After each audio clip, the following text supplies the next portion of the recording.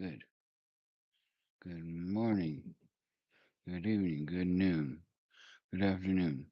2:51 p.m. May 4th, 2025. I should be doing this more because I want to go street preaching and why not preach from my bedroom? So I need some new shirts because I want my shirts, Walking for Jesus shirts. But I need money. Anyway, I walk around the park a lot and thinking when I walk in the park, thinking while I sleep, thinking all the time, pondering things, questions, asking why. I've been challenging beliefs that I have. Feel like it's on, like I'm on like a gorge, and what I see from the Bible we're supposed to have is way over on the other side of the gorge. I'm on this side. Why aren't I over there? Isn't anybody over there? I think I see some people, but not very many. I think I'm going to be saved. I don't think it's a sin to be over here, but I want to be over there, where the promises are. It says we'll have a new heart, a new mind, a new spirit, a new body, a new everything. Well, maybe not body, not yet. What is it talking about? When you're baptized, when you give your heart to the Lord and baptized. Why doesn't that happen? We make excuses. A lot of things in the Bible, healing, a lot of things. People make excuses of why it doesn't happen. They're just excuses because, well, God doesn't answer prayers like that anymore. That was for Jesus' time. It was coming to me. And I'm going to talk a certain way, even though it doesn't all come to me this way.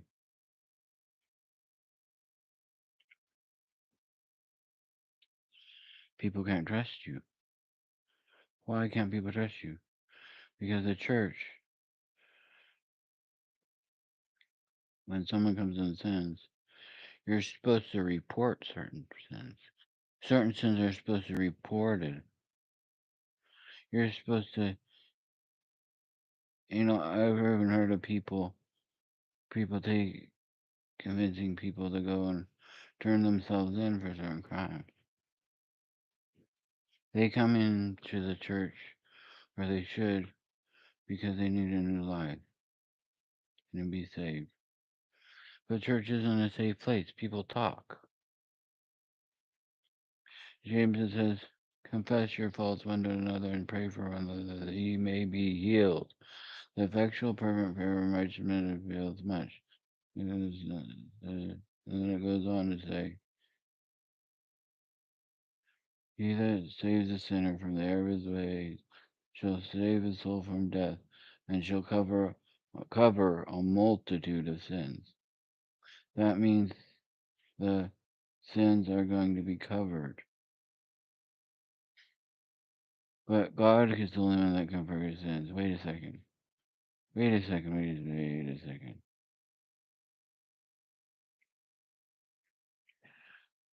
God can forgive sins. We can't. But we have to hold things against people. God can wipe out things from history. But even though we're wiped out from history, we're human, so we can't. We still have to hold that against people.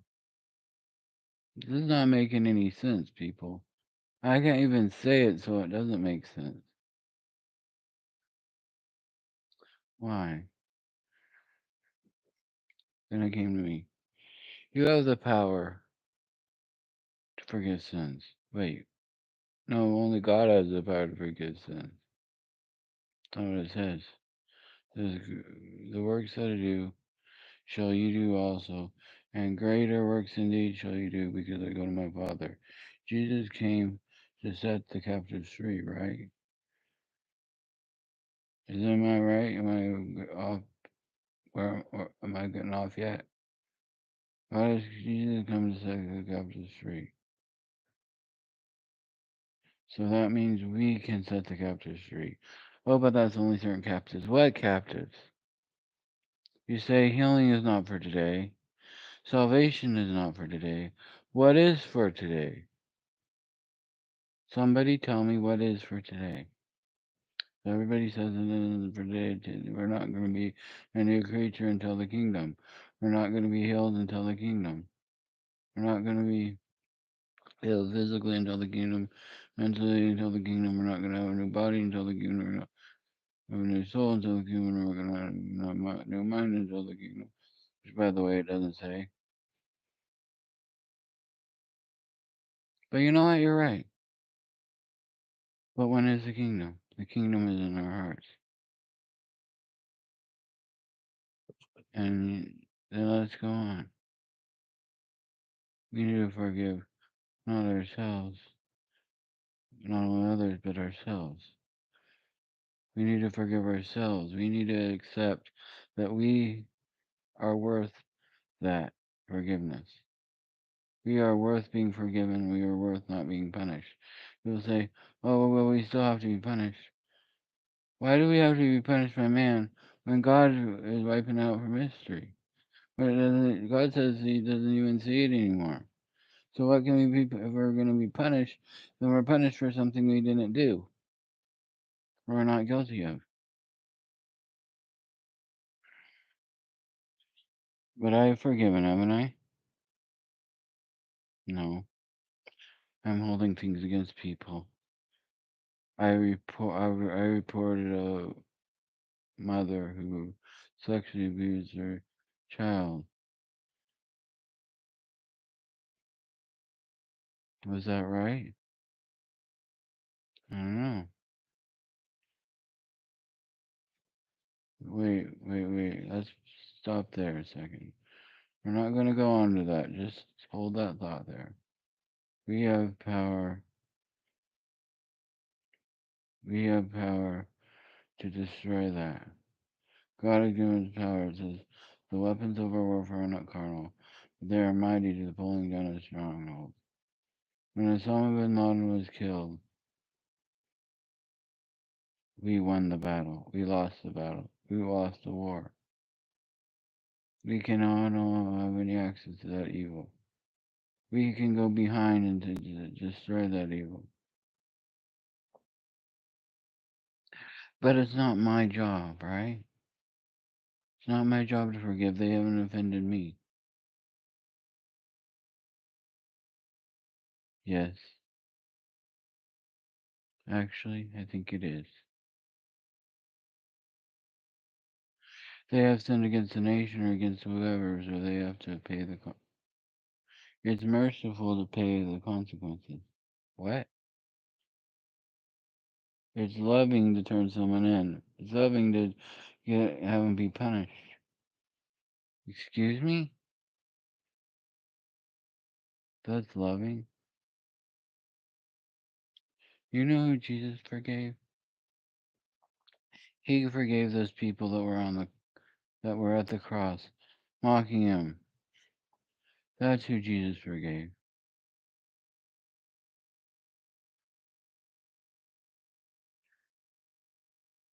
That's who Jesus forgave. He forgave the Barabbas. You know who Barabbas was? He was a horrible guy. That's what he was.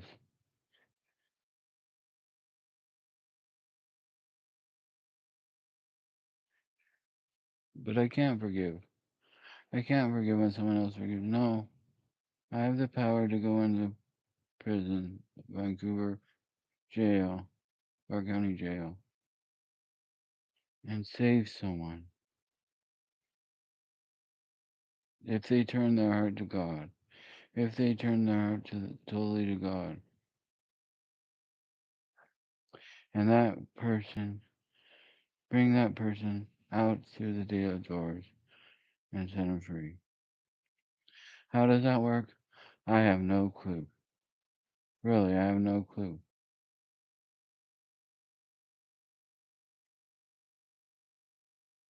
People say this group of people or that group of people. Now it's one group of people. In 2020, it was another group of people. 2016, it was another group of people. 2002, 1 and 2, is a different group of people. We're our enemies. Enemies of America. So if they're enemies of America, we need to attack them. As a church, we can't do what? Who are we fighting against? The physical army? The tanks and bombs and guns?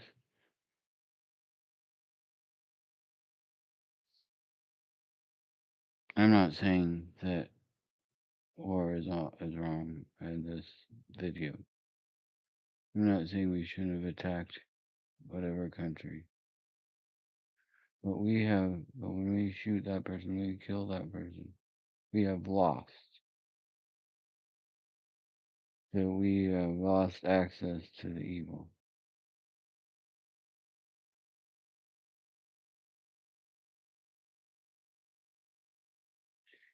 Yes, we are supposed to forgive, or maybe it is rather bring forgiveness. When we bring forgiveness, we really go strong with that, with really accepting that we can be a new creature. Why is it that people are always alcoholics even when they quit? They're always lost. They're always stuck. They're always talking about the old man. Maybe this should have been earlier in the sermon. They're always talking about the old man. The old man did this. The old man did that. The old man isn't dead yet. Wait, he was supposed to die a long time ago. My old man was supposed to be dead 1991. Why didn't he die? He should be gone. Should be dead and buried.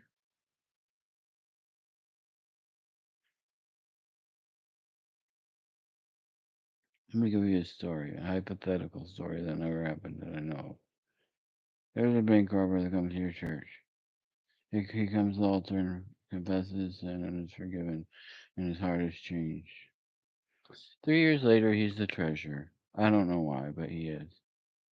Someone walks in your church, says, heard there was a bank robber and you made him treasurer. You should be able to look them in the eye and say, I don't have a clue what you're talking about. Why? Because that person doesn't come here. Oh, well, someone that used to be that person came here one time. But that person was saved. I'm praying for people. I'm praying for cousins. My cousins are accused and are in prison. Nothing else I'm praying for forgiveness.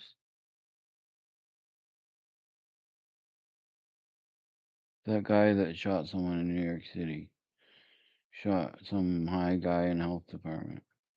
I'm praying him for forgiveness. People say, oh, it's not our job to forgive. Yes, it is. It's not our job to forgive. They're against the government. The illegal aliens are against the government, against our country, not us.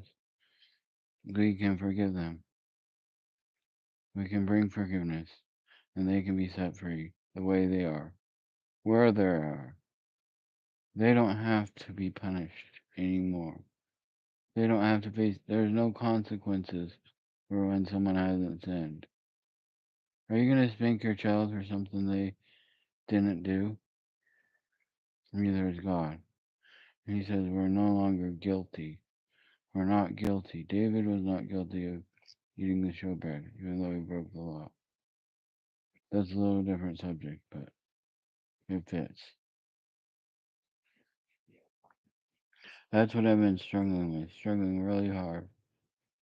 Because I want to be at the point, really want to be at the point where I no longer trust in princes, no longer trust in the authorities of the world, but in God.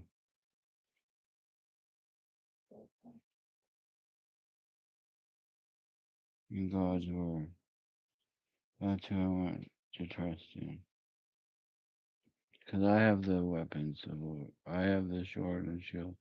I can cut off and I can bury that old man. And when he's dead, he's dead. You cannot put a dead guy in prison.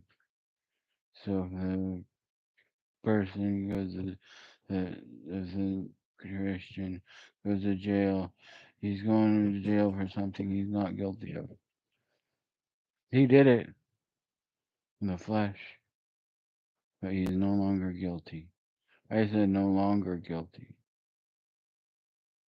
Many of these illegal aliens, many of the whatever, can't think of any other terms right now. Many of the people, their enemies on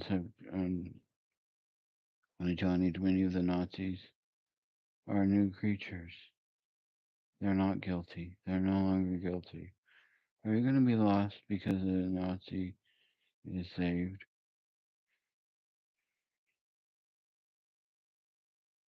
You know, I'm preaching. I'm talking like some people might think I'm talking like I'm better than anybody.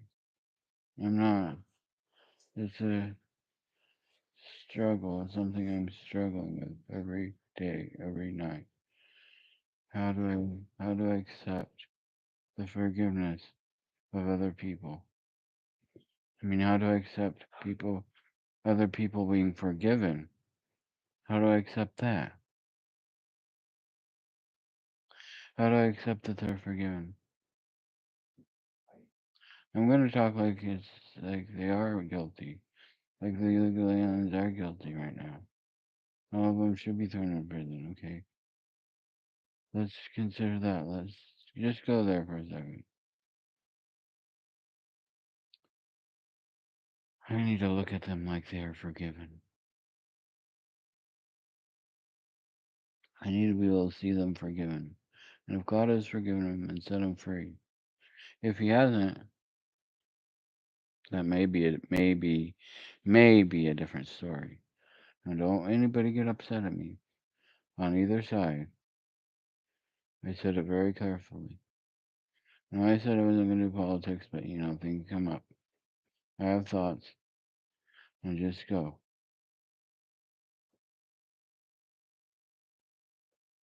I know it's long.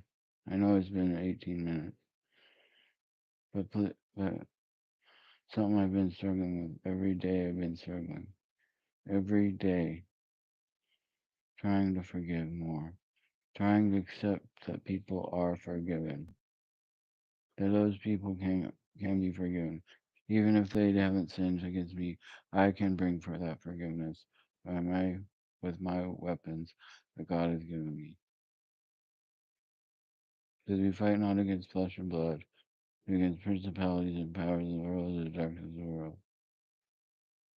The weapons of our warfare are not carnal, but they are mighty through the pulling down of strongholds.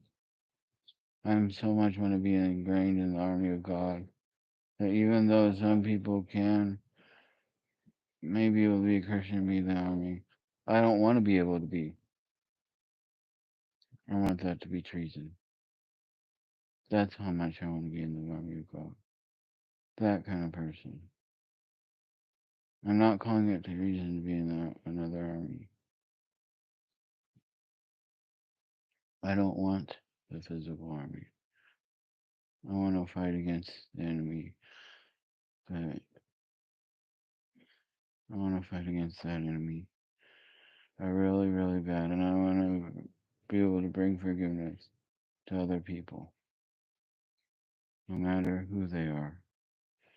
No matter what they've done. They can be forgiven by God. You know what? The hardest person to accept that for is me. That I can be forgiven of everything I've done, everything I thought, everything I said. And I don't need punished for anything. Nobody needs to punish me. The government doesn't need to punish me.